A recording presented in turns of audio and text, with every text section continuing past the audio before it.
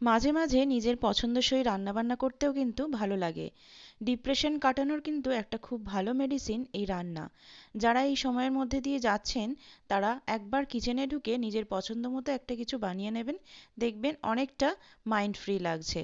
তো সেই রকমই আজকের মনটা ভালো ছিল না সকাল থেকে, তাই একটু কিচেনে ঢুকে ভাবলাম কিছু একটা বানিয়ে ফেলি। সব সরঞ্জাম হাতের কাছে না থাকলেও যা পাবেন সেটা দিয়েই বানিয়ে ফেলবেন। তো আজকে চটজলদি একটা ছানার কোপ্তাকারি বানিয়ে নিয়েছিলাম, তাও আবার অনেক দিনের থাকা দুধের প্যাকেট দিয়ে দুধ কেটে ছানা করে বানিয়েছিলাম।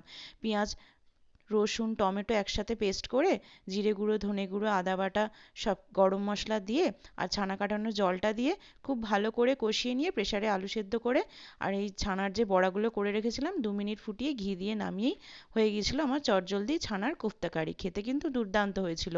মন থেকে যেটা বানাবেন সেটাই কিন্তু খুব ভালো খেতে হবে। ভালো লাগলে একটা লাইক করে সাবস্ক্রাইব করে পাশে থাকবেন। টাটা।